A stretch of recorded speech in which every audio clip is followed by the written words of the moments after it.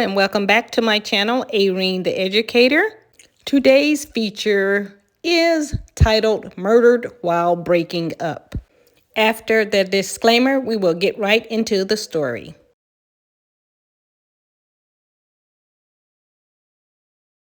Community now mourns the mother and daughter. Jessica? Gilma, it is just really hard to process something like this. A young mother and her child are dead. We are just learning from police sources that they were both stabbed essentially all over their body. That 6-year-old little girl even stabbed in the face. We are now also learning the name of the suspect who was that young mother's boyfriend. His name is Caleb Dewberry. But I did speak with the 26-year-old victim's mother who's down in Florida. I spoke with her by phone. She just wants she doesn't want this horrific crime and these murders to take away from how beautiful these people were. I have to bury my daughter and my granddaughter, and I just gotta wrap my head around right now.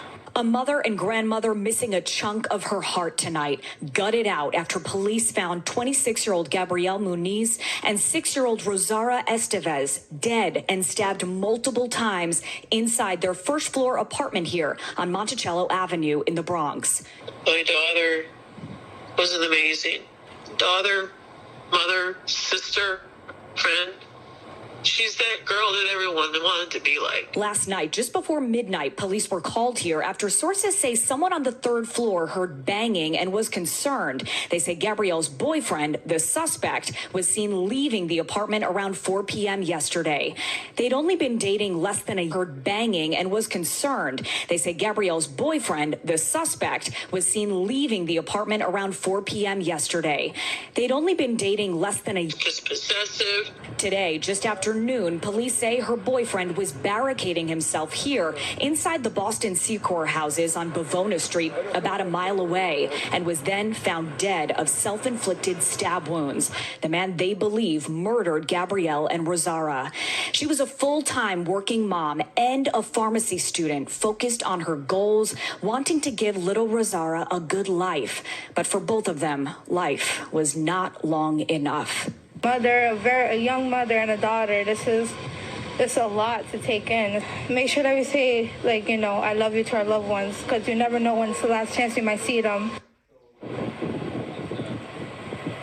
And people in this neighborhood started their day, many of them walking to and from church, unfortunately passing this crime scene. And when they found out what happened, honestly feeling sick to their stomach. But tonight, as the sun goes down, people are still dealing with this crime scene. As you can see, Monticello is still blocked off. Police still in there, detectives in there as well. But also, we do know tonight that the suspect, police tell us, Caleb Dewberry, is now dead. In Edenwald tonight, I'm Jessica Cunnington, News 4, New York. Now, back in the day, the old folks used to say, who they family is. This was because depending on the family's disposition, you knew who the person really was. Sometimes people do get over this, but that's an exception and not necessarily the rule. So that was layman's way of saying the best predictor of future behavior is past behavior, has been attributed to everyone from psychologists such as Albert Ellis, Walter Michael, and B.F. Skinner, to writers such as Mark Twain. One of the people to explore this ideal in depth was the American psychologist Paul Mule. And true enough, some would venture to say that is only applicable to certain circumstances. But if you look at the news lately, you may want to rethink the idea that it may be applicable to this circumstance. Do people change? Yes. But what you have to ask yourself as a woman is, do you want to take that risk for yourself or for your children or family? Needless to say, while this theory is noted by some not efficient nor ethical to use as a predictor on people in certain circumstances, Many cases presented like this one has someone with a criminal past who has committed heinous crimes. Many women think they have enough love to overcome the pathology within troubled souls. Many women believe in the love conquers all as love songs go. However, many women find themselves being victims. Warning, this next video is going to give you a limited view in what you may deal with when these men have trauma and toxicity as a base while growing up. They are not worth putting yourself or your children in danger. Listen and look and learn and take caution. In 1965, the effect of emotional deprivation and neglect on babies was done. The first two children shows children raised under favorable conditions. This child, raised by his family, is an active explorer and eager to grab any object he sees.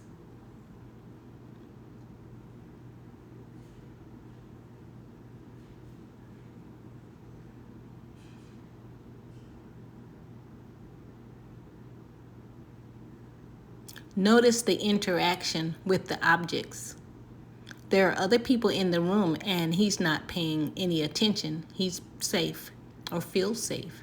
Now, this child was also raised under favorable conditions. The family raised her and she also participated in daycare. Because she was not abused, she is paying attention and actively engaged with the objects presented before her. Although there are others in the room, she is still active with the objects.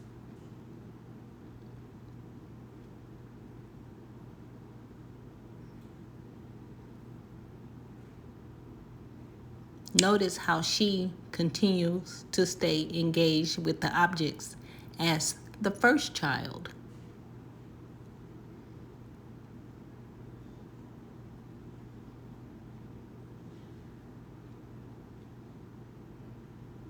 Pay close attention. However, children in unfavorable family conditions to the point where they were removed from the home show ill effects. Now watch this baby.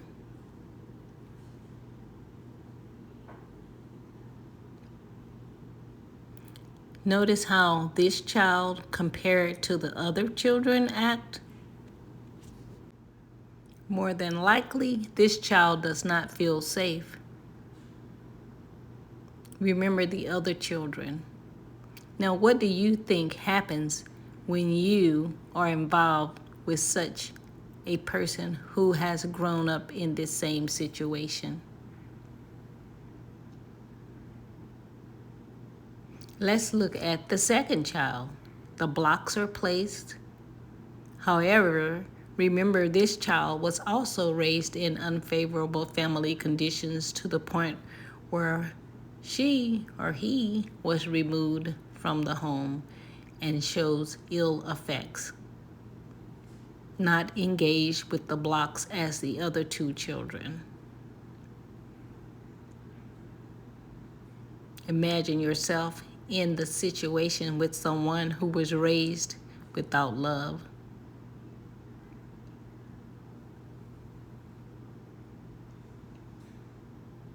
Even though they are trying to get the child to interact, still, this is a child that does not feel safe. Imagine this is you with that person without empathy, and you have taken on yourself to try to help them, get them engaged, to love them, and they do not respond. You may find that in some situations, the person may present as if they are responding because they have learned to mimic others' response to certain stimuli. But this is a time when you're scratching your head and feeling you have done everything possible to show this person you love them.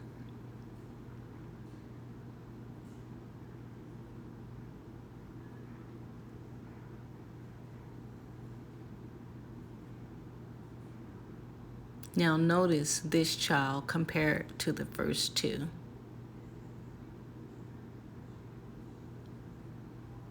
This is not normal behavior.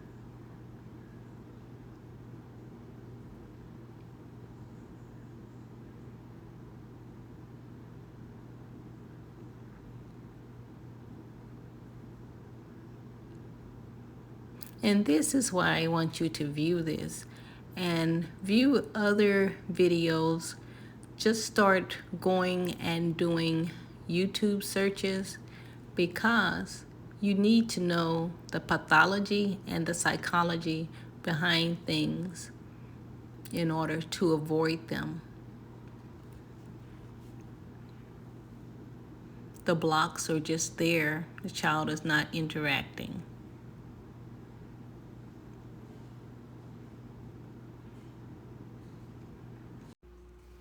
By sharing this video, hopefully one can see that traumatizing children can lead to traumatized adults. So if you had that question in your mind, why is this person acting this way? Think about their childhood. If you are a person that is traumatizing your children, please stop. It damages them and it causes adults to be traumatized, and they hurt other people. This seems simple, but you may not know that you are doing this to your children. So now you do. You do have a choice to raise your children in love or raise them in trauma.